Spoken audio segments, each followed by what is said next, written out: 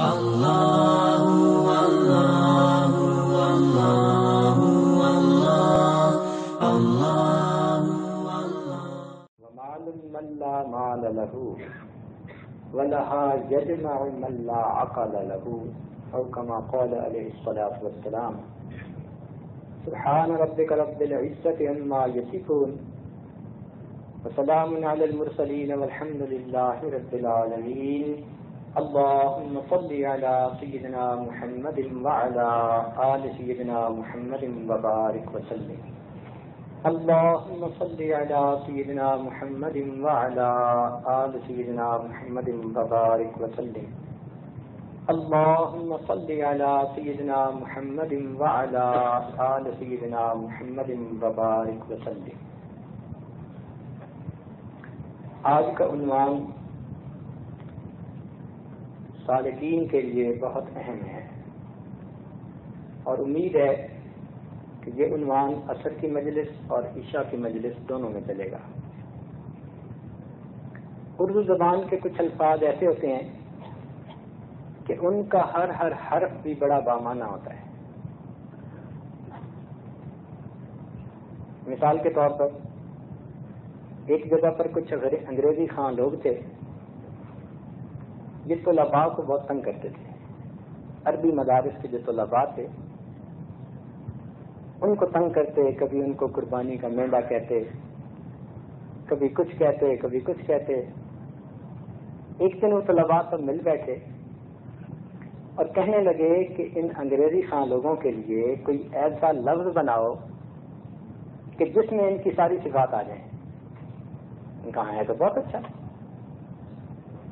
اب ہوں طلباء اور پھر مل بیٹھے ماشاء اللہ.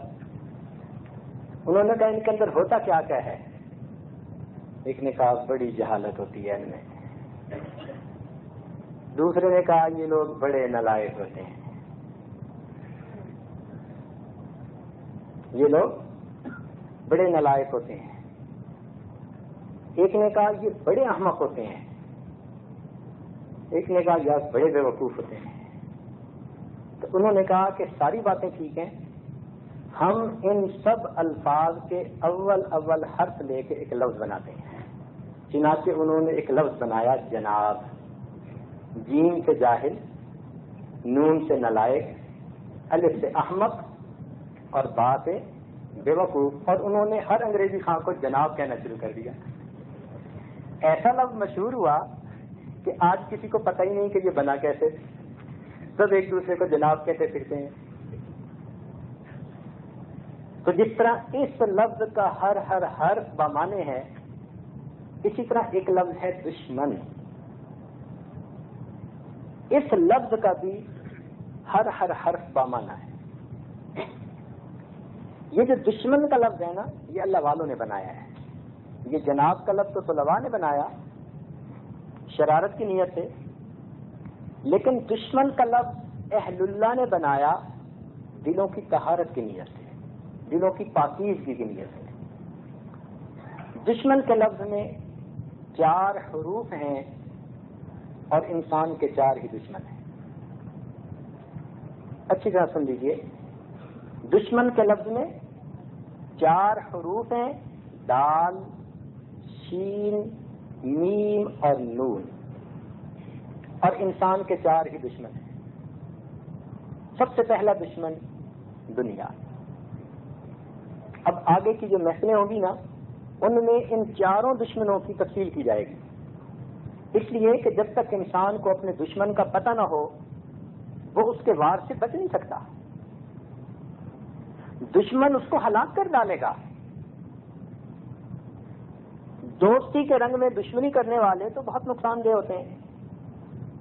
تو اس لیے جو دشمن ہو انسان کے ان کو پتہ ہونا چاہیے. تو یہ وہ دشمن ہیں جو انسان کے آخرت کے دشمن، عقبا کے دشمن. اس لیے یہ دشمن اور زیادہ بڑے دشمن ہیں. تو پہلا حرف دال. دال سے مراد دنیا. یہ آج کا ٹاپک ہے. اس کو کہتے ہیں دنیا کی محبت ترک دنیا یعنی ترک لذات دنیا. دنیا کی لذتیں یہ ہماری دشمن ہیں، ایسے ہمیں اپنے اندر لگا لیتی ہیں کہ ہمیں اپنے رب سے غافل کر دیتی ہیں. اور واقعی دنیا کی لذتوں میں پھنس کے انسان آخرت کو بالکل بھول جاتا ہے، اسے یاد ہی نہیں ہوتا کہ میں کیا ہوں اور کیا نہیں ہوں. امام غزالی رحمۃ اللہ علیہ نے یہ بات بڑے اچھے انداز سے سمجھائی. فرماتے ہیں کہ ایک آدمی جا رہا تھا، ایک شیر اس کے پیچھے بھاگا. اب قریب درخت بھی نہیں تھا کہ یہ چڑھ جائے. ایک کنواں تھا تو اس نے سوچا میں کنویں میں چھلانگ لگا دیتا ہوں، شیر چلا جائے گا تو میں بھی کنویں سے نکل آؤں گا. جب اس نے نیچے چھلانگ لگانے کے لیے دیکھا تو کیا دیکھتا ہے کہ پانی کے اوپر کالا ناگ تیر رہا ہے. اب پیچھے شیر، آگے کالا ناگ. حیران کہ اب کیا کروں؟ تو اس کو اس کنویں کی دیوار کے اوپر کچھ گھاس اگی ہوئی نظر آئی. گھاس اگاتی ہے کنویں کی دیواروں پہ. اس نے سوچا میں ان کو پکڑ کے لٹک جاتا ہوں، نہ اوپر رہوں گا کہ شیر کھائے، نہ نیچے جاؤں کہ سانپ ڈسے. میں درمیان میں لٹک جاؤں گا، شیر چلا گیا تو باہر نکل آؤں گا. یہ گھاس کو پکڑ کے لٹک گیا.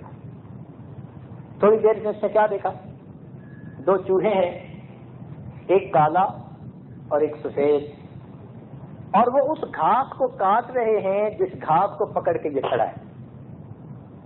اب اور پریشانی، اوپر شیر ہے، نیچے سانپ ہے، اور جس گھاس کو پکڑ کے لٹک رہا ہے اس کو سفید اور کالا چوہا وہ دونوں کاٹ رہے ہیں. اب اس پریشانی کے عالم میں جب اس نے ادھر ادھر دیکھا تو اس کو قریب شہد کا ایک چھتا نظر آیا جس پر مکھیاں نہیں تھیں، شہد سے بھرا ہوا تھا. تو خیال آیا ذرا دیکھوں تو صحیح یہ کیسا ہے. اس نے ایک ہاتھ سے گھاس پکڑی اور دوسرے سے شہد انگلی پہ لگا کے جو منہ میں لگائی تو بڑا مزہ آیا. اب یہ اس کو چاٹنے میں مشغول. نہیں سے سفید اور کالا چوہا یاد، نہیں سے اوپر کا شیر یاد، نہیں سے نیچے کا سانپ یاد. سوچیں پھر اس کا انجام کیا ہوگا. امام غزالی رحمۃ اللہ علیہ فرماتے ہیں اے دوست، تیری مثال اس انسان کی ہے اور ملک الموت شیر کی مانند تیرے پیچھے لگے ہوئے ہیں، اور قبر کا عذاب اس سانپ کی صورت میں تیرے انتظار میں ہے، اور کالا اور سفید چوہا یہ تیری زندگی کے دن اور رات ہیں، اور یہ گھاس تیری زندگی ہے. یہ دن اور رات تیری زندگی کو کاٹتے چلے جا رہے ہیں، اور یہ شہد کا چھتا یہ دنیا کی لذتیں ہیں، اور تو دنیا کی لذتوں میں لگا ہوا ہے. تجھے کچھ یاد نہیں. سوچ تیرا انجام کیا ہوگا. واقعی بات ایسی ہے کہ انسان دنیا کی لذتوں میں پھنس کر اپنے رب کو ناراض کر لیتا ہے. کسی کو کھانے پینے کی لذت، کسی کو اچھا پہننے کی لذت، کسی کو جنسی لذت، کسی کو اچھا عہدہ اور شہرت ملنے کی لذت. لذتیں جدا ہیں، ان کے پیچھے بھاگے پھرتے ہیں، اور یہ لذتیں انسان کو آخرت سے غافل کر دیتی ہیں.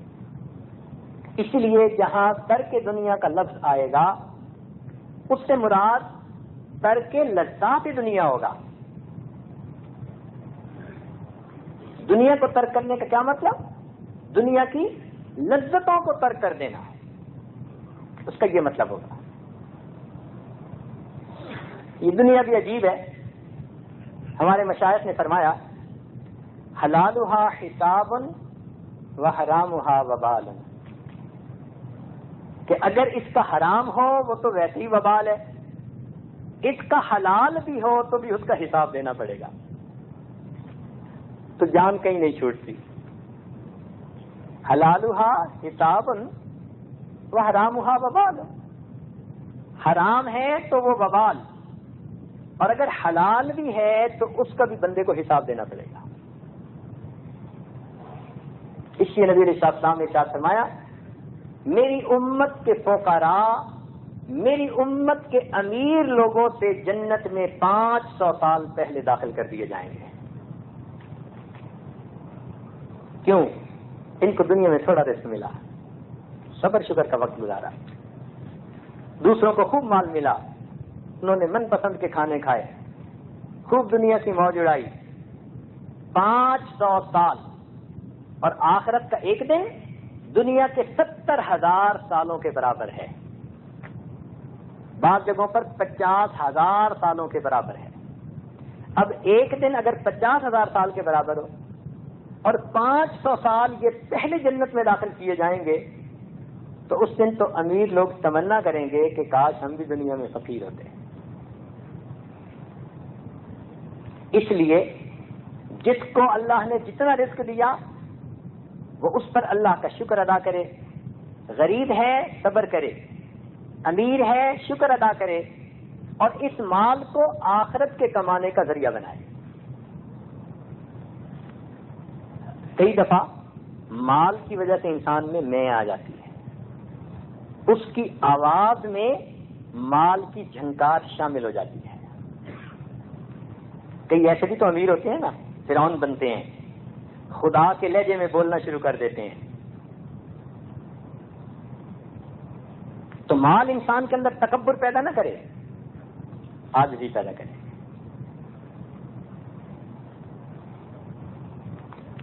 اور اگر کوئی امیر ہوگا مگر عاجزی ہوگی اور وہ اللہ کے قرب کے حصول کے لیے نیک بنے گا، تو وہ غریبوں کے اوپر فضیلت پا جائے گا۔ اس لیے فرمایا کہ کتنے لوگ ہوں گے جو دنیا میں نرم بستروں پر رہتے ہوں گے، آخرت میں اللہ ان کو جنت کے بچھونے عطا فرما دے۔ ایک مرتبہ نبی علیہ السلام کے پاس فقراء مدینہ آئے، یہ اصحاب صفہ، نبی علیہ السلام کے مدرسے کے ابتدائی طلباء۔ یہ غرباء تھے، کسی کے جسم پہ پورا کپڑا ہوتا تھا، کسی پہ پورا کپڑا بھی نہیں، ستر چھپانے کے لباس ہوتا تھا فقط۔ صحابہ کہتے ہیں کہ ہم ایک دوسرے کی اوٹ میں بیٹھتے تھے کہ ننگے بدن پہ محبوب کی نظریں نہ پڑ جائیں۔ یہ حال ہے۔ اور انہوں نے آ کر کہا، اللہ کے نبی، ہمیں اللہ نے جس حال میں رکھا ہم راضی ہیں، مگر ہم یہ چاہتے ہیں کہ آخرت کے درجات تو ہمیں بڑے ملے، تو ہمیں کچھ بتا دیجئے۔ تو نبی علیہ السلام نے فرمایا، ایسے کرو، جب نماز پڑھو تو 33 مرتبہ سبحان اللہ، 33 مرتبہ الحمدللہ اور 34 مرتبہ اللہ اکبر پڑھ لیا کرو۔ ان کے پڑھنے سے اللہ آپ کو آخرت کے بلند رتبے عطا کر دیں گے، آخرت کی سب نعمتیں مل جائیں گی۔ اب یہ بڑے خوش واپس آ گئے کہ ہمیں تو نسخہ مل گیا۔ اب انہوں نے نمازوں کے بعد جناب پڑھنا شروع کر دیا، چپکے چپکے پڑھ رہے ہیں۔ اب جو امیر صحابہ تھے جن کو اللہ نے فراخی دی تھی، ان کا بھی تو رجوع اللہ کی طرف تھا۔ اب وہ بھی دیکھنے لگے کہ بھائی کوئی ادھر بیٹھا ہے، کوئی ادھر بیٹھا ہے، لگے ہوئے ہیں، آخر کوئی نہ کوئی بات تو ہے۔ وہ بھی ٹو میں لگ گئے۔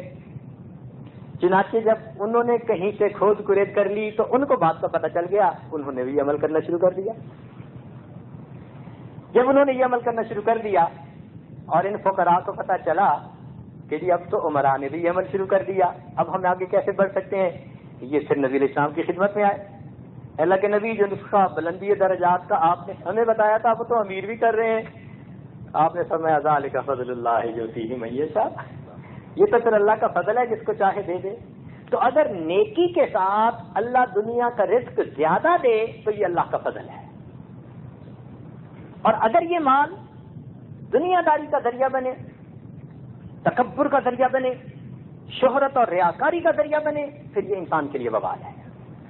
اس لیے اس ٹاپک کو کھولنا بہت ضروری ہے، صحیح پتہ چلے، افراط و تفریط سے انسان بچے۔ حدیث پاک میں فرمایا گیا، حب الدنیا رأس کل خطیئہ، دنیا کی محبت تمام برائیوں کی جڑ ہے۔ دنیا کی محبت تمام برائیوں کی بنیاد ہے۔ ہر برائی اسی سے جنم لیتی ہے کہ دل میں دنیا کی محبت ہوتی ہے۔ اور ہمارے مشائخ نے اس حدیث کو سامنے رکھ کر چند الفاظ اور بڑھا دیے مطلب سمجھانے کی خاطر۔ فرمایا، حب الدنیا رأس کل خطیئہ وترکھا مفتاح کل فضیلہ، اور دنیا کا ترک کر دینا یہ ہر فضیلت کی کنجی ہے۔ تو دنیا کو ترک کر دینے کا کیا مطلب؟ یہ نہیں ہے کہ بیوی بچے ماں باپ کو چھوڑ کر ایک غار بنا لی اور وہاں جا کے مصلی بچھا دیا۔ لا رہبانیت فی الاسلام، اسلام میں رہبانیت نہیں ہے. والرہبانیت ابتدعوها ما كتبناها علیہم. اللہ تعالیٰ قرآن میں فرماتے ہیں کہ یہ رہبانیت تو بدعت تھی جو ان عیسائیوں نے نصارہ نے گھڑ لی تھی، اللہ نے اس کا حکم نہیں دیا تھا. تو ترک دنیا اس کو نہیں کہتے، وہ تو کام چور لوگوں کا کام ہوتا ہے. کام کو دل نہیں کرتا، یہ ہم تو بڑے توکل کرتے ہیں.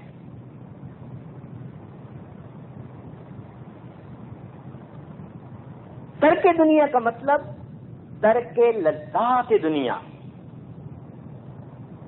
دنیا کی لذتوں کو انسان ہیچ سمجھے اور سمجھے کہ لذتوں کی جگہ تو آخرت ہے. دنیا تو ضرورت پوری کرنے کی جگہ ہے اور آخرت لذتیں لینے کی جگہ ہے. جس نے دنیا کو ضرورت کے بقدر استعمال کیا وہ کامیاب رہا، اور جو لذتوں کے پیچھے شہوتوں کے پیچھے پڑ گیا وہ انسان برباد ہوا. چنانچہ مشکات شریف کی روایت ہے، وارتحلت دنیا مدبرۃ وارتحلت الآخرۃ مقبلۃ. دنیا پیٹ پھیر کے جا رہی ہے اور آخرت اپنا چہرہ تمہاری طرف کر کے آ رہی ہے. وَلِكُلٍّ مِّنْهُمَا بَنُونَ، اور دونوں کے بیٹے ہیں. فَكُونُوا مِنْ أَبْنَاءِ الْآخِرَةِ، تم آخرت کے بیٹے بنو. وَلَا تَكُونُوا مِنْ أَبْنَاءِ الدُّنْيَا، اور دنیا کے بیٹے نہ بننا. ہم آخرت کے طلبگار بنے، دنیا کے طلبگار نہ بنے. دنیا میں ہوں دنیا کا طلبگار نہیں ہوں، دنیا میں ہوں دنیا کا طلبگار نہیں ہوں، بازار سے گزرا ہوں خریدار نہیں. تو ہم دنیا کے بازار سے تو گزریں، دنیا کے خریدار نہ بنیں. انسان بازار سے گزرتا ہے، ادھر ادھر دیکھتا ہے، مگر اپنی منزل پہ چلا جاتا ہے. 100 طرح کی ٹریفک ہوتی ہے، آوازیں آ رہی ہوتی ہیں، کان بھی نہیں دھرتا، گزر رہا ہوتا ہے.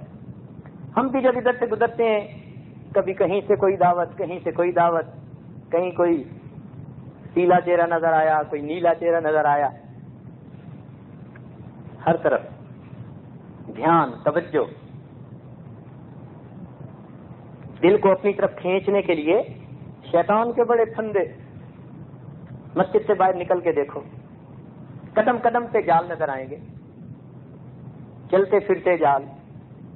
اور نوجوان تو بیچارے قابو میں نہیں رہتے، ان کو دنیا کی لذتیں کھینچتی ہیں. ہم سے تو بچہ اچھا، ہم سے تو بچہ اچھا. ایک بزرگ تھے، ان کی خدمت میں ایک آدمی اپنے بیٹے کو لایا. حضرت اس کے لیے دعا فرما دیں. ایک اچھی عادت ہے، پہلے لوگ اپنے بیٹوں کے لیے، اولاد کے لیے اللہ والوں سے دعا کرواتے رہے ہیں، اللہ کرے کہ ہمیں بھی اللہ والوں کی دعا لگ جائے. تو وہ اپنے بیٹے کو لے کے آیا، حضرت اس کے لیے دعا کر دیں. یہ اور بات ہے کہ کئی مرتبہ اپنے بیٹوں کو لے کے آتے ہیں اور دعا کروانے کے لیے کہتے ہیں، اور باپ کی اپنی حالت ایسی ہوتی ہے کہ دعا اس کے لیے کرنے کو دل کرتا ہے کہ بچے کے لیے دعا کیا کرنی، پہلے تو باپ کے لیے کرنی چاہیے. اللہ اس کو ہدایت دے. خیر وہ بچے کو لے کے آیا. اب ان اللہ والوں نے دعا کر دی. دعا کے بعد ان کے پاس کوئی جیب کے اندر میٹھی چیز تھی، انہوں نے نکال کے اس بچے کو دی. جب اس بچے کو دی تو بچے نے منہ پھیر لیا اور اپنے والد کی طرف دیکھنا شروع کر دیا. حالانکہ بچپن میں بچے کے اندر میٹھا کھانے کا شوق شدید ہوتا ہے، یہ بایولوجیکل نیڈ ہوتی ہے اس کی، کیونکہ اس نے گرو کرنا ہوتا ہے، بڑھنا ہوتا ہے، اور اس کے لیے اس کو میٹھے کی ضرورت ہوتی ہے. تو اس لیے بچے کو میٹھی چیزیں سب سے زیادہ پسند ہیں، اس لیے میٹھی چیزوں کے پیچھے بھاگتا ہے. تو بچے کے لیے میٹھی چیز کو چھوڑ دینا بڑا مشکل کام. لیکن جب ان اللہ والوں نے اس کو میٹھی چیز دکھائی تو اس نے میٹھی چیز سے نگاہیں ہٹا کے ابو کی طرف دیکھا. انہوں نے پھر کہا بھائی لے لو. بچے نے دوبارہ میٹھی چیز کی طرف دیکھا، پھر نگاہ ہٹا کے ابو کی طرف دیکھنا شروع کر دیا، نہیں لی. اب اس کے والد نے اسے کہا کہ بیٹا حضرت دے رہے ہیں لے لو. تو جب والد نے اجازت دی اور کہا کہ بیٹا لے لو اب اس بچے نے ہاتھ بڑھایا اور وہ چیز لے لی. جب اس نے وہ چیز لے لی تو والد کی آنکھوں میں سے، ان بزرگوں کی آنکھوں میں سے آنسو آ گئے. وہ آدمی حیران ہوا، حضرت آپ کیوں روئے؟ وہ فرمانے لگے کہ ہم سے تو یہ بچہ اچھا کہ اس بچے کو میں نے ایسی چیز دی جس کی طلب اس کے اندر بہت ہے، شدید ہے، لیکن اس نے چیز کو نہیں دیکھا، اپنے والد کی طرف دیکھا کہ میرا ابا مجھے کیا کہتا ہے. اے کاش ہم جو گلیوں میں چلتے ہیں ہمارے سامنے بھی لذیذ شخصیتیں پھرتی ہیں، ہم بھی ادھر سے نظر اٹھا کر دیکھتے کہ ربا ہمیں کیا کہتے ہیں. تو بچے نے تو ابا کو دیکھا، کاش ہم بھی اپنے ربا کو دیکھتے. ہم تو ربا کو نہیں دیکھتے، ہم تو اسی کو دیکھنا شروع کر دیتے ہیں. تو لذتیں کھینچتی ہیں بندے کو اور نفس قابو میں نہیں رہتا. اس لیے نبی علیہ السلام نے ارشاد فرمایا دنیا ہاروت اور ماروت سے بڑی جادوگرنی. ہاروت اور ماروت 2 فرشتے تھے. اللہ تعالیٰ نے انسانوں کے امتحان کے لیے ان کو جادو کا علم دے کر بھیجا، مگر ہمیں منع فرما دیا اس کو سیکھنے سے، استعمال کرنے سے. امتحان ہمارے لیے امتحان، جو سیکھنے آتا تھا وہ اس کو بتا دیتے تھے کہ یہ نقصان دہ ہے، لوگ پھر بھی سیکھتے تھے جو غافل تھے. اس جادو سے وہ میاں اور بیوی کے درمیان جدائی ڈال دیتے تھے، دلوں میں نفرتیں ہو جاتی تھی. تو نبی علیہ السلام نے ارشاد فرمایا کان سحر ہاروت و ماروت یفرق بین المرء و زوجی. ہاروت اور ماروت کا جو جادو تھا وہ میاں اور بیوی کے درمیان جدائی ڈال دیتا تھا. وہذہ السحارۃ، اور یہ دنیا ایسی جادوگرنی ہے بین العبد و ربی، یہ بندے اور اس کے رب کے درمیان جدائی ڈال دیتی ہے.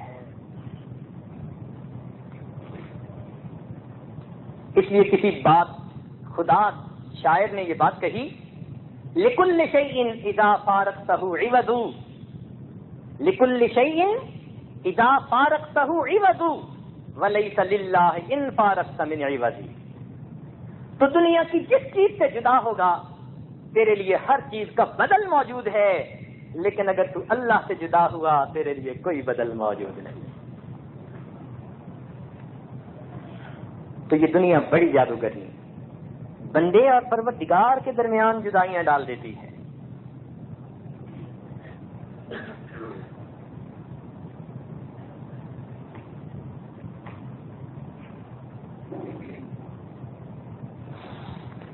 حضرت سلمان فارسی رضی اللہ تعالیٰ عنہ جلیل القدر صحابی، ہمارے سلسلہ نقشبندیہ میں سیدنا صدیق اکبر عنہ کے بعد ان کا نام آتا ہے. نبی علیہ السلام کو اتنی محبت تھی کہ آپ نے ارشاد فرمایا السلمان منا اہل البیت، سلمان تو میرے اہل بیت میں سے ہے. یہ اصحاب صفہ کے منیٹر تھے، اصحاب صفہ والوں میں سے تھے، یعنی ان کے جیسے کلاس کا منیٹر ہوتا ہے نا، تو یہ سلمان فارسی عنہ اصحاب صفہ کے منیٹر تھے. مہاجرین، یعنی اللہ کے لیے انہوں نے پہلے ہجرت کی تھی. لمبا واقعہ ہے. آتش پرست کے بیٹے تھے، پھر کئی استادوں سے ہوتے ہوتے بالآخر نبی علیہ السلام کی خدمت میں حاضر ہوئے. ان کی بات ہے، ان کی اور حضرت ابو الدرداء رضی اللہ تعالیٰ عنہ، ان کا آپس میں بھائی چارہ تھا، مواخات تھی. نبی علیہ السلام نے صحابہ کو بھائی بھائی بنا دیا تھا، تو ان کی آپس میں مواخات تھی. یہ ایک دوسرے کو اپنے حالات بتاتے رہتے تھے، جیسے جگری دوست ایک دوسرے سے مشورے کرتے رہتے ہیں، بتاتے رہتے ہیں. ابو الدرداء رضی اللہ عنہ بیت المقدس آ گئے اور انہوں نے وہاں رہنا شروع کر دیا. انہوں نے سلمان فارسی عنہ کو خط لکھا اور خط میں لکھا الحمدللہ الذی انزلنی فی الارض المقدس، اللہ تعالیٰ کے لیے سب تعریفیں ہیں جس نے مجھے مقدس جگہ پر وارد ہونے کی توفیق بخشی. وَآتَانِيَ اللَّهُ مَالًا وَأَوْلَادًا، اور اللہ تعالیٰ نے مجھے مال اور اولاد عطا فرمائی ہے، یعنی خوب مال ہے اور خوب اولاد ہے، اور میں مقدس جگہ پر رہتا ہوں. سلمان فارسی نے جب یہ پڑھا تو آپ نے اس خط کا جواب لکھا. جواب میں فرمایا فَعَلَمْ يَا أَبِي الدَّرْدَاء، اے ابو درداء آپ اس بات کو جان لیجئے، ان الارض المقدس لا تقدس الانسان، مقدس جگہ انسان کو مقدس نہیں بنایا کرتی، ولکن تقدس الانسان بالاعمال الصالحہ، انسان کا تقدس تو نیک اعمال کی وجہ سے ہوتا ہے، والاخلاق الفاضلہ، یا اچھے اخلاق کے ساتھ ہوتا ہے۔ اور آخر کے اوپر نصیحت کے طور پر لکھا، فیا لیتا آتاک اللہ بدل المال علما نافعا وبدل الاولاد عملا صالحا، اے کاش اللہ تعالیٰ تجھے مال کے بدلے علم نافع عطا فرما دے اور اولاد کے بدلے میں عمل صالح عطا فرما دے۔ تو اس سے اندازہ لگائیے کہ صحابہ کی نظر کس چیز پر رہتی تھی؟ وہ دنیا کی ان چیزوں کے پیچھے نہیں بھاگتے تھے، ہر نظر آخرت کی طرف۔ عقل دو طرح کی ہے، ایک کو کہتے ہیں عقل معاش اور ایک کو کہتے ہیں عقل معاد۔ ایک ہے عقل معاش اور ایک ہے عقل معاد۔ عقل معاش وہ ہوتی ہے کہ جو دنیا کے فائدے سوچنے والی ہو، جیسے کچھ لوگ کیسے تیز دین کے معاملے میں کہیں گے جی ہمیں تو کچھ بد سمجھ ہی نہیں ہے، دنیا کے معاملے میں کانٹے۔ اور عقل معاد اس عقل کو کہتے ہیں کہ جو ہر چیز میں آخرت کی طرف رجوع کرنے والی ہو، ہر چیز کو آخرتی نقطۂ نظر سے دیکھنے والی ہو، اس کو عقل معاد کہتے ہیں۔ انبیاء کرام دنیا میں عقل معاد لے کر تشریف لائے اور ان کے صدقے پھر انسانوں کو، ایمان والوں کو عقل معاد نصیب ہوئی۔ تو اللہ والوں کے پاس عقل معاد ہوتی ہے، اس لیے وہ ہر چیز میں آخرت کے نقطۂ نظر سے دیکھتے ہیں۔ ایک چھوٹی سی مثال سے بات سمجھاؤں پھر آگے بڑھیں گے۔ ایک آدمی سنگترے بیچنے والا تھا، اچھے سنگترے لے لو سنگترے، تو سنگترے بیچ رہا تھا۔ ایک اللہ والے نے جب آواز سنی تو ان پر تو عجیب حال طاری ہوا، اللہ اللہ اللہ، عجیب کیفیت ان کی۔ کسی نے پوچھا جب افاقہ ہوا کہ حضرت کیا بنا؟ فرمایا تم نے نہیں دیکھا کہ وہ کیا کہہ رہا تھا؟ حضرت وہ تو سنگترے بیچنے والا، سنگترے بیچنے کے لیے آوازیں لگا رہا تھا، کہہ رہا تھا اچھے سنگترے اچھے سنگترے، تو وہ تو سنگترے بیچ رہا تھا۔ کہنے لگے نہیں تم سمجھے نہیں، وہ کیا کہہ رہا تھا؟ حضرت وہ تو کہہ رہا تھا اچھے سنگترے۔ کہنے لگے نہیں، وہ کہہ رہا تھا اچھے سنگترے، جو اچھوں کے سنگ لگ گئے وہ تر گئے، جو اچھوں کے سنگ لگ گئے تر گئے، وہ تو یہ کہہ رہا تھا۔ اب یہ ہے عقل معاد کہ دنیا دار نے اس چیز سے دنیا کو سوچا اور اللہ والوں نے اس چیز سے آخرت کو سوچا۔ تو اللہ والوں کو عقل معاد نصیب ہوتی ہے، اس لیے ہر چیز کو آخرتی نقطۂ نظر سے سوچتے ہیں۔ اس لیے وہ دنیا میں ہوتے ہیں مگر دنیا سے دھوکے نہیں کھاتے، وہ جانتے ہیں دنیا کے مکر و فریب کو، حقیقت دنیا ان پر واضح ہوتی ہے۔ آپ نے دیکھا ہوگا کچھ لوگوں کو سانپ کا منتر آتا ہے تو وہ سانپ پکڑ لیتے ہیں۔ ہم نے خود اپنی زندگی میں دیکھا، ہمارا ایک واقف تھا قریب رہتا، اس کو سانپ پکڑنے کا فن آتا تھا، اللہ کی شان 1-1 میٹر لمبے کالے سانپ پکڑ کے لے آتا۔ ایک مرتبہ ایک سانپ سویا پڑا تھا تو قریب سے گزرنے والوں نے کہا سانپ ہے، کہتے سویا ہوا ہے، سوئے ہوئے کو کیا پکڑنا۔ اس نے جا کے سانپ کو جگایا تو سانپ جب بھاگنے لگا پھر اس کو پکڑا۔ اس نے کہا تم نے پکڑ لیا؟ کہنے لگا کیا کروں؟ اس نے کہا وہاں تو سائیکل چلانی ہے۔ کہنے کا بہت اچھا، وہ سانپ کو پکڑ کے لے گیا اور وہاں جا کے اس کو لپیٹ کے جیب میں ڈال لیا، زندہ سانپ لکھتا ہوا اس کی جیب میں۔ اللہ کی شان۔ تو جن لوگوں کو سانپ کا منتر آتا ہے سانپ ان کو نقصان نہیں پہنچا سکتا۔ یوں ہی معلوم ہوتا ہے کہ صحابہ کرام نے نبی علیہ الصلوۃ والسلام کی صحبت میں رہ کر دنیا کا منتر سیکھ لیا تھا، اس لیے وہ دنیا میں رہے اور دنیا نے ان کو کوئی نقصان نہ پہنچایا۔ ہم لوگوں کو بھی چاہیے اللہ والوں کی صحبت میں رہ کے دنیا کا منتر سیکھیں، پھر ہم دنیا میں رہیں گے مگر دنیا ہمیں نقصان نہیں دے گی۔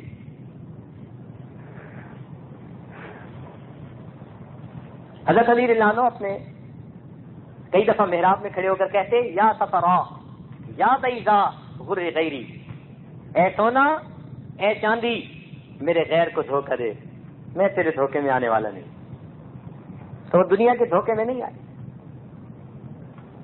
حضرت اکبر ثانی رحمۃ اللہ علیہ نے ایک عجیب بات لکھی ہے، وہ فرماتے ہیں کہ عام مسلمان عامت المسلمین تو یہ سمجھتے ہیں کہ صحابہ کی سب سے بڑی کرامت یہ ہے کہ حضرت سعد ابن ابی وقاص رضی اللہ تعالیٰ عنہ کا لشکر دریا میں سے بحفاظت بسلامت گزر گیا۔ عوام الناس کے نزدیک صحابہ کی سب سے بڑی کرامت یہ ہے کہ سعد ابن ابی وقاص عنہ کا لشکر دریا میں سے بحفاظت بسلامت گزر گیا، وہ اس کو بڑا کام سمجھتے ہیں، بڑی کرامت سمجھتے ہیں، مگر فرمایا کہ اہل علم کے نزدیک صحابہ کی سب سے بڑی کرامت یہ ہے کہ وہ اپنے ایمان کو اس دنیا کے دریا سے بحفاظت بچا کر لے گئے۔ یہ ان کی سب سے بڑی کرامت ہے، اپنے ایمان کو اس دنیا کی لذتوں کے دریا میں سے بحفاظت بچا کر لے گئے۔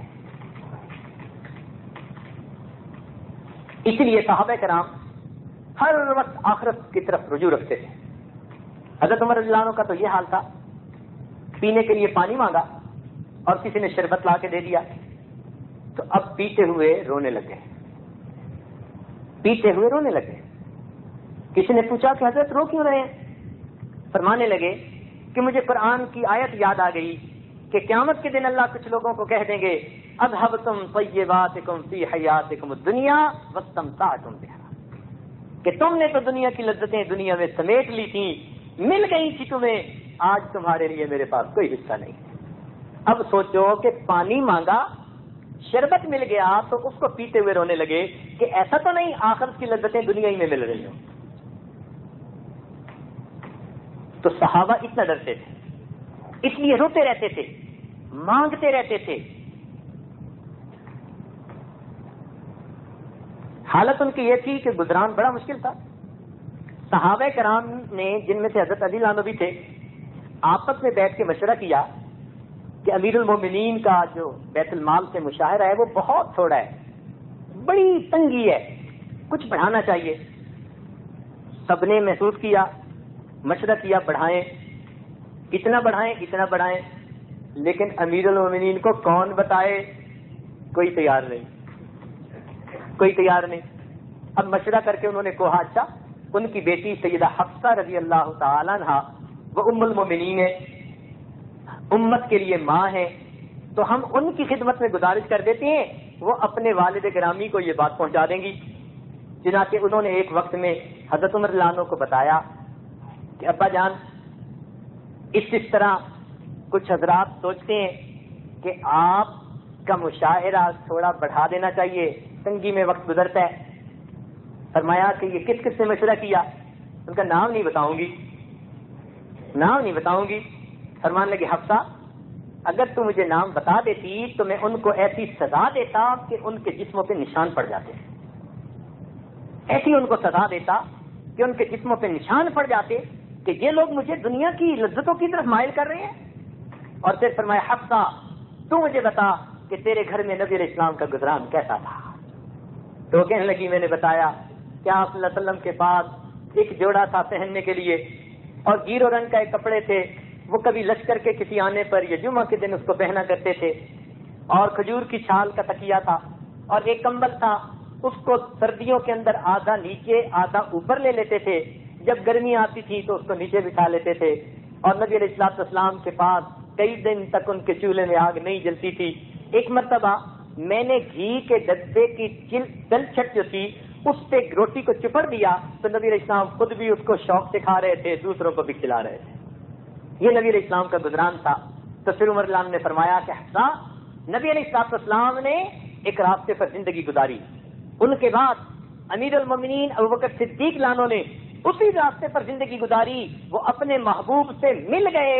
اگر میں اس راستے پر چلوں گا پھر ان کو مل سکوں گا، میرا راستہ بدل جائے گا تو منزل بھی بدل جائے گی۔ آپ اندازہ کیجئے کہ تھوڑا سا مال زیادہ آنے کے اوپر بھی اتنے خفا۔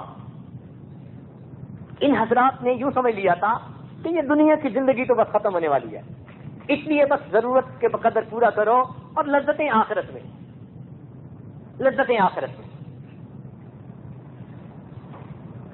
سیدنا صدیق اکبر رضی اللہ عنہ کی اہلیہ کے دل میں بڑی تمنا تھی کہ کوئی سویٹ ڈش تیار کریں۔ انہوں نے کہا کہ جی کچھ پیسے دیں۔ صدیق اکبر رضی اللہ عنہ نے فرمایا کہ پیسے تو نہیں ہیں۔ انہوں نے سوچا اچھا روز کا جو خرچہ ملتا ہے نا، میں اس میں سے تھوڑا تھوڑا بچاتی رہتی ہوں اور اس سے میں بنا لوں گی۔ چنانچہ ایک دن انہوں نے سویٹ ڈش بنائی، خود بھی کھائی اور صدیق اکبر رضی اللہ عنہ کو بھی پیش کی۔ آپ نے پوچھا کہ یہ پیسے کہاں سے آئے؟ وہ کہنے لگی جو روز کا خرچہ دیتے ہیں نا، تو اس میں سے تھوڑا تھوڑا میں نے بچا کے یہ تیار کر لی۔ آپ نے فرمایا بہت اچھا، ثابت ہوا کہ یہ خرچہ ہماری ضرورت سے زیادہ ہے، آپ نے اسے آئندہ ماہ کے لیے بیت المال میں واپس کر دیا۔ یہ سیدنا صدیق اکبر رضی اللہ عنہ کا معاملہ تھا۔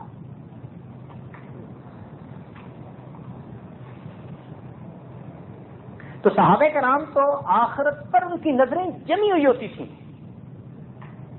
اور اس لیے دنیا کی ان کے نزدیک کوئی قیمت نہیں ہوتی تھی۔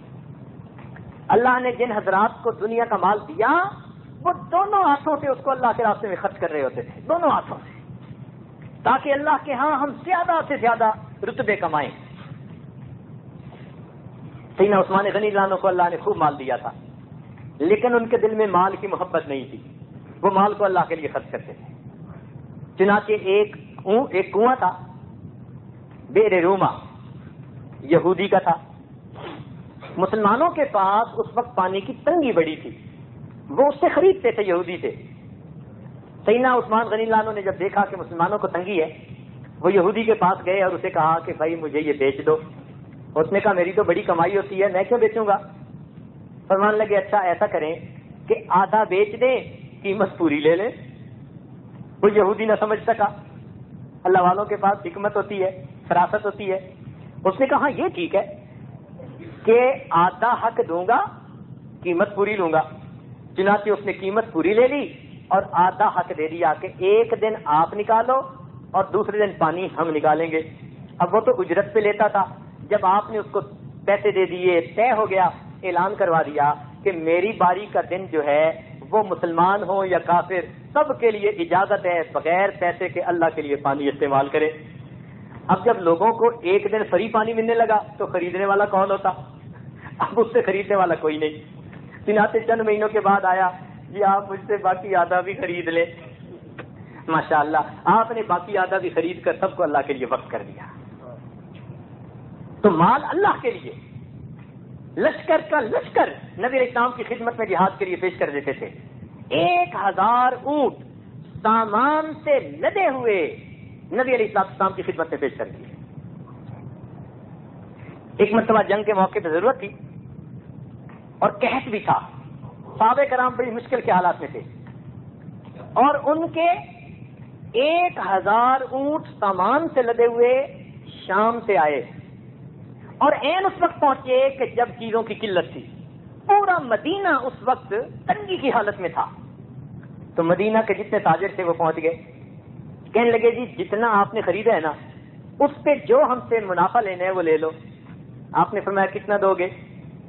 ایک نے کہا میں ایک کے بدلے ایک، یعنی جتنے کا خریدا میں 100% ایک اور دے دوں گا، نہیں تھوڑا ہے۔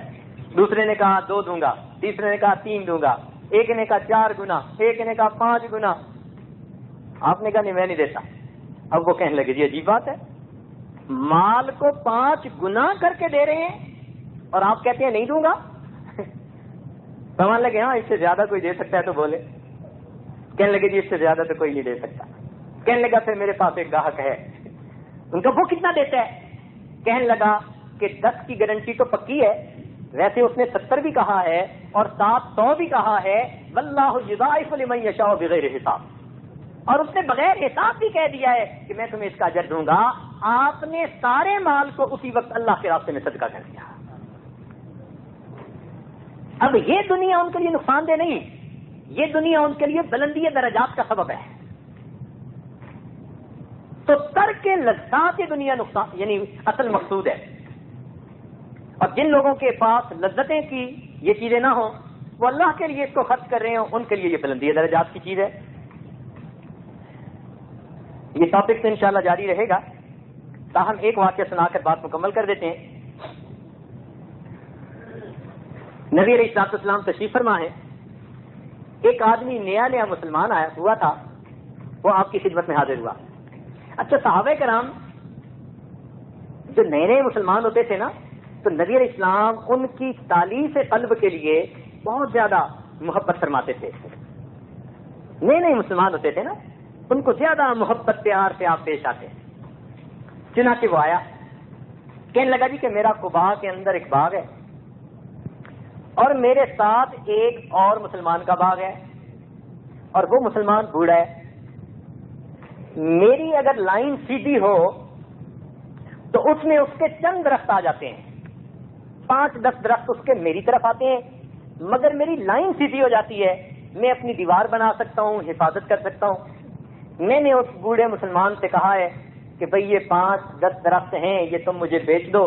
وہ بیچنے پہ آمادہ نہیں, تو آپ مہربانی فرمائیں مجھے یہ درخت دلوا دیں, مجھے یہ درخت دلوا دیں. چنانچہ نبی علیہ السلام نے اس بوڑھے صحابی کو طلب فرمایا, وہ حاضر ہو گئے. اچھا, بوڑھوں کی سمجھ کئی دفعہ اپنی ہوتی ہے, عمر ایسی ہوتی ہے نا. بوڑھا آدمی تو بتا بھی نہیں سکتا کہ اس کو کیا کیا تکلیف. اٹھتا ہوں تو کمر میں درد ہوتی ہے, اس نے کہا بڑھاپا ہے. میں جلدی تھک جاتا ہوں, بڑھاپا ہے. راتوں کو نیند نہیں آتی, اس نے کہا بڑھاپا ہے. جب اس نے ہر بات سے کہا بڑھاپا ہے بڑھاپا ہے بڑھاپا ہے, تو بوڑھے میاں کو غصہ آیا. کہنے لگے یہ کیا بڑھاپا ہے بڑھاپا ہے بڑھاپا ہے. کہنے لگا بڑے میاں یہ بھی بڑھاپا ہے.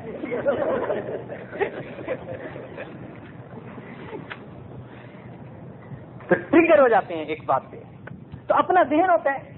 خیر, آپ نے اس صحابی کو بلایا اور بلا کر فرمایا کہ بھائی آپ کا یہ بھائی چاہتا ہے کہ آپ یہ درخت ان کو دے دیں تو ان کی لائن سیدھی ہو جائے.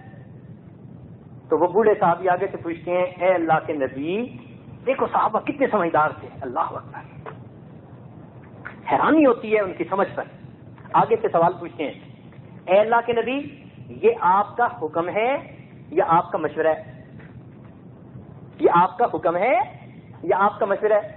آپ نے فرمایا حکم نہیں ہے, یہ مشورہ ہے, اختیار ہے تمہیں, جو فیصلہ کرو. کہنے لگے اللہ کے نبی میں نہیں دینا چاہتا. اب جب نہیں دینا چاہتا تو وہ جو نیا مسلمان تھا وہ بیچارہ ذرا مایوس ہوا. تو نبی علیہ الصلوۃ والسلام نے فرمایا کہ اچھا ایسا کرو, اسے نہیں دینا چاہتے تو میں اسے خریدنا چاہتا ہوں, مجھے دے دو. کہتے ہیں اللہ کے نبی حکم ہے یا مشورہ ہے؟ آپ نے فرمایا مشورہ ہے. کہتے میں نہیں دیتا. اور یہ کہہ کے چلا گیا. نبی علیہ الصلوۃ والسلام نے جب دیکھا کہ جانے لگا ہے تو اللہ کے محبوب نے فرمایا کہ سنو, جنت کے درخت تمہیں اس کے بدلے ملیں گے, اور میں ضمانت دیتا ہوں جنت میں باغ کی, تو تم یہ 10 درخت جنت کے باغ کے بدلے میں دے دو, تمہیں گھر ملے گا, باغ ملے گا. کہنے لگا اللہ کے نبی اب میں نے کہہ دیا لا حاجت لی, اب مجھے کوئی ضرورت نہیں ہے.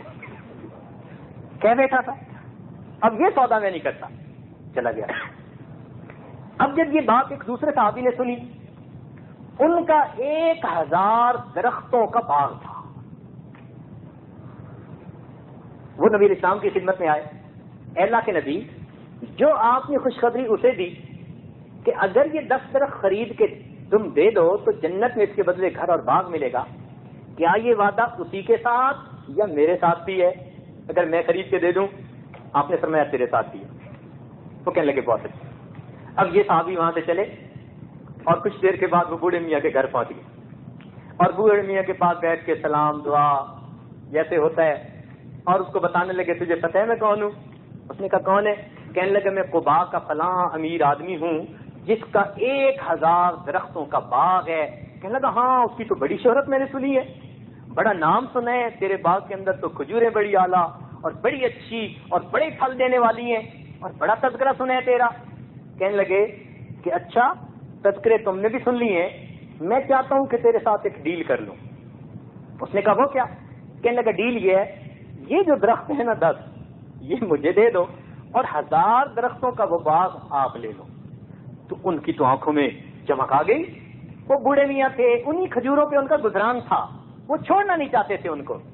رہتے رہتے چیز جگہ کے ساتھ انسان کی طبیعت لگ جاتی ہے نا، تو وہ چھوڑنا نہیں چاہتے تھے. لیکن جب انہوں نے وہ باغ سنا تو کہنے لگے کہ ٹھیک ہے میں تیرے ساتھ سودا کر لیتا ہوں.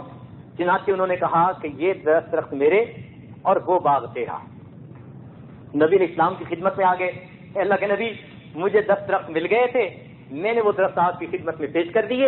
محبوب نے فرمایا میں ضمانت دیتا ہوں اس کے بدلے تمہیں جنت میں مکان بھی ملے گا، باغ بھی ملے گا. یہ سن کر وہ واپس آئے اور اپنے 1000 درختوں کے باغ کے کنارے پر پہنچے، اندر داخل نہیں ہوئے. کیوں؟ میں سودا کر چکا، اب یہ باغ کسی اور کا ہو گیا. کنارے پہ کھڑے ہو کے اپنی بیوی کو آواز دی، اے فلاں کی امی، اے فلاں کی امی. بیوی نے کہا کہ کیا بات ہے، اندر کیوں نہیں آتے؟ کہنے لگے میں آج سودا کر بیٹھا ہوں، یہ باغ اب میرا نہیں، میں نے جنت کے باغ کے بدلے میں اس کو اللہ کے لیے فروخت کر دیا. سامان لے لے، بچوں کو لے لے، باہر آ جا، میں ادھر انتظار کروں گا. بیوی نے سنا، کہنے لگی تجھ پر قربان ہو جاؤں، زندگی میں تو نے پہلی دفعہ اچھا سودا کر کے میرا دل خوش کر دیا. سبحان اللہ. چنانچہ وہ اپنے بچوں کو لے کے باغ سے باہر آ گئی اور انہوں نے یہ باغ اللہ کے راستے میں صدقہ کر دیا. تو جن کا مال ایسا ہو کہ وہ اس کو اللہ کے لیے آخرت کمانے کے لیے لگا رہے ہوں تو وہ مال تو پھر ان کے لیے بہترین سواری ہے. اور اگر لذت دنیا کی خاطر ہو تو پھر یہ نقصان دہ ہے. اس لیے کچھ لوگ مالدار ہوتے ہیں اور کچھ لوگ مال کے چوکیدار ہوتے ہیں. کچھ لوگ مالدار ہوتے ہیں اور کچھ مال کے چوکیدار ہوتے ہیں. مالدار تو وہ کہ جن کے پاس مال ہے اور اللہ کے راستے میں خوب لگا رہے ہیں، اور مال کے چوکیدار وہ جو روز بینک بیلنس چیک کرتے ہیں، اب اتنے ملین، اب اتنے ملین، اب اتنے ملین. یہ بیچارے چوکیداری کر رہے ہیں، خود چلے جائیں گے، اولادیں ان کی عیاشیاں کریں گے. اللہ رب العزت ہمیں اپنے مال کو اللہ کے راستے میں خرچ کرنے کی توفیق عطا فرمائے اور ہمیں ابناء الآخرہ میں شامل فرما لے. انشاءاللہ یہی عنوان عشاء کے بعد بھی جاری رہے گا. دعا کر لیجئے. سبحان ربی العلی الوہاب. اللہم صلی علی سیدنا محمد وعلی آل سیدنا محمد وبارک وسلم. اے مالک عاجز مسکین بندے ہیں، ہمارے گناہوں کو معاف فرما. اے اللہ آپ کے محبوب کا یہ فرمان پہنچا کہ جب بارش ہوتی ہے اس وقت کی دعائیں قبول ہوتی ہیں. اللہ یہ افطاری کا وقت بھی قریب ہے، تیری رحمت ظاہر میں بھی برس رہی ہے. اے اللہ ہم پر رحمت عطا فرما دیجئے، ہمارے دلوں کو دھو دیجئے، ہمارے دلوں کو منور کر دیجئے. اللہ ہمارے رزق میں برکتیں عطا فرما دیجئے، صحت میں برکتیں عطا فرما دیجئے. ہمارے مال کو ہمارے لیے رحمت بنا دیجئے اور اس کو دین کے لیے قبول فرما دیجئے. رب کریم آپ ہمارے اوپر مہربانی فرما دیجئے اور دنیا کی محبت سے ہمیں بچا لیجئے. اے اللہ دنیا کی محبت سے بچا لیجئے، اپنی محبت سے دلوں کو بھر دیجئے. رب کریم ہمارے گناہوں کو معاف فرما دیجئے. اے اللہ جتنے حضرات یہ معتکف ہیں اللہ یہ تیرے در کے سائل ہیں، تیرے در کے منگتے ہیں، تیرے در کے فقیر ہیں، دامن پھیلائے بیٹھے ہیں. مولا رحمت فرما دیجئے. اللہ ہم پر رحمت فرما دیجئے، ہماری بخشش فرما دیجئے، ہم پر احسان فرما دیجئے. اے اللہ ہمارے گناہوں کو معاف فرما دیجئے، ہمیں اپنے پسندیدہ بندوں میں شامل فرما دیجئے. اے اللہ ان احباب نے جن جن گناہوں کو چھوڑنے کی نیت کی اللہ ان گناہوں سے ہمیشہ کے لیے بچا لیجئے. ہمارے لیے بچنا مشکل ہے، اللہ ہمارے لیے بچنا مشکل ہے. ہم اپنے آپ کو آپ کے حوالے کرتے ہیں، اللہ ہمیں ضائع نہ ہونے دینا. اے اللہ نفس کا لقمہ نفس کے ہاتھوں، اے اللہ ہمیں تباہ نہ ہونے دینا، ہمیں شیطان کا لقمہ نہ بننے دینا. مولا ہمیں دشمنوں سے بچا لینا اور ہمیں اپنی حفاظت نصیب فرما دینا. اور اے اللہ ہمیں تمام کبیرہ صغیرہ گناہوں سے محفوظ فرما اور نیکیوں کی عزت نصیب فرما اور ہمارے دل کی نیک تمناؤں کو پورا فرما. اے اللہ پوری دنیا میں جہاں جہاں مسلمان پریشان ہیں سب کی پریشانیوں کو دور فرما. اے اللہ مدارس عربیہ کی حفاظت فرما. اے اللہ دعوت و تبلیغ کے کام کی حفاظت فرما. اے اللہ تزکیہ و احسان کی محنت ہو رہی ہے اس کی حفاظت فرما. اقامت دین کے لیے جہاں جہاں کوششیں ہو رہی ہیں ان کو قبول فرما. اللہ ہمارے مجاہد بھائیوں کی مدد فرما، ان کی پشت پناہی فرما. اے اللہ اپنی رحمت کا معاملہ فرما، اپنے کرم کا معاملہ فرما. اے اللہ جنہوں نے دعاؤں کے پیغامات دیے، وعدے لیے یا جن کے ہمارے اوپر حقوق آتے ہیں ان سب کو ان دعاؤں میں شامل فرما. اس کے بدلے قیامت کے دن ان کے حقوق سے سبکدوش فرما. اور اے اللہ اے اللہ ہمارے والدین عزیز اقارب مشائخ جو دنیا سے رخصت ہو چکے سب کی مغفرت فرما، اور جن کی مغفرت آپ نے کر دی قرب کے اعلیٰ درجات عطا فرما۔ اے اللہ کچھ دوستوں نے انفرادی طور پر خصوصی دعاؤں کے لیے کہا ہے، میرے مولا ان کا معاملہ یہ عاجز مسکین آپ کے سامنے پیش کرتا ہے، اے اللہ ان کی دعاؤں کو قبول فرما لیجئے، ان کی حاجات کو پورا کر دیجئے، اے اللہ ان کے حسن ظن کے مطابق خیر کا معاملہ فرما دیجئے، ہماری ان دعاؤں کو اپنی رحمت سے قبول فرما لیجئے، جو مانگا اللہ میں وہ بھی عطا فرما، جو مانگنا چاہیے تھا نہیں مانگ سکے وہ بھی عطا فرما۔ وصلی اللہ تعالی علی خیر خلقہ سیدنا محمد وآلہ واصحابہ اجمعین برحمتک یا ارحم الراحمین۔